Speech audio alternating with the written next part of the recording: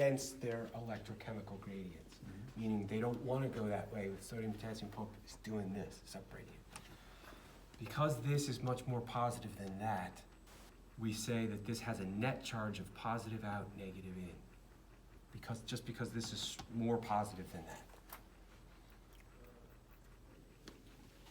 If I stimulate this cell with another neuron, either on the dendrite or the soma, the cell body, I stimulate it, that cell responds right at the point of stimulation. A local, temporary response that's dependent on how strong I stimulate it. That's called a graded potential. Okay? So if I stimulate this cell, we get a flipping of this charge because sodium gates temporarily open up, positive goes in, positive goes in. So actually it's sodium ions that are going in, but we cause a flipping of this net charge. So it becomes positive in, negative out. And that flipping deteriorates or dies as it moves away from that point of stimulus. If I stimulate this cell harder and harder to turn this cell on, reach its threshold, then it opens up, a whole reaction occurs right here at the axon hillock. But only if I stimulate this cell enough to turn it on, reach its threshold. So I'm giving it stimuli, and the graded potentials are getting greater and greater and greater. Finally, I hit this cell's threshold. Then right here at the axon hillock, a huge sodium gate opens up, and sodium gushes into the cell. It's the same arrangement, positive, negative, all the way down, because of that separation. When this cell reaches threshold, this sodium gate opens up. Sodium rushes in like a waterfall, and we start the action potential. It's generated right here. It goes in one direction only, and once it's turned on, it goes. Can't turn it off. And it's independent of any more stimulus I'm giving it here. It is stimulus, once threshold's reached, it's stimulus independent. Sodium rushes in, and it does it in a linear fashion. This gate opens, then this one, then this one, then this one, then this one, then this one, all the way down. And when I do that, I flip the charge along the way, all the way down, and it's called depolarization. The flipping is an action potential, the opening of these sodium gates.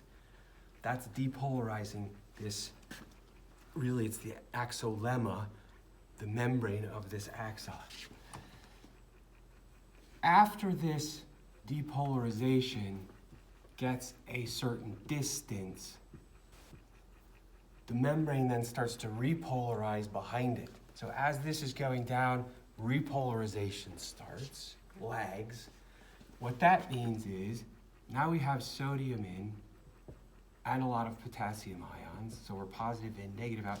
Then potassium gates open up behind, and potassium ions then rush out in mass. So sodium goes in, potassium goes out.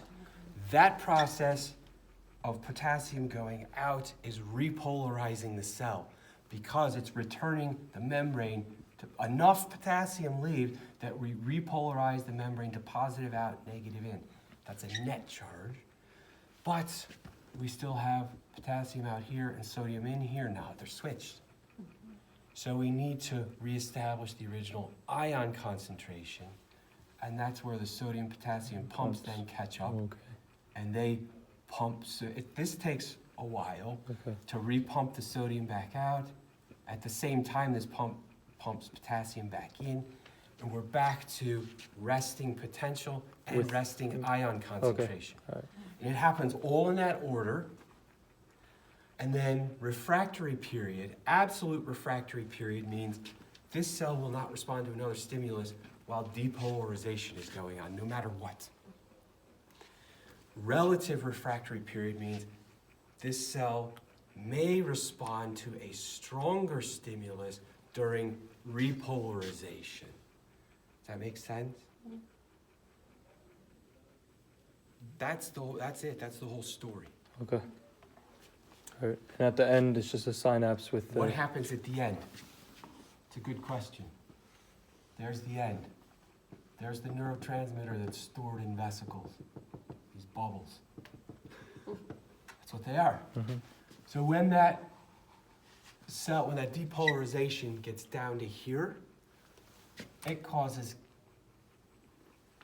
calcium channels to open up, and calcium enters the cell. And calcium then binds to a protein on the surface of this vesicle, changing its shape. It creates something called it grabs a synaptotagmin, and then it drags it to the edge. This vesicle fuses with the membrane and exocytoses its neurotransmitter. See? I told you that was what it was called. Exocytosis? Yeah. Then this just diffuses across the synaptic cleft. That's it, right? That's it. Okay. Then the effector cell can be another nerve cell or a muscle cell. Right.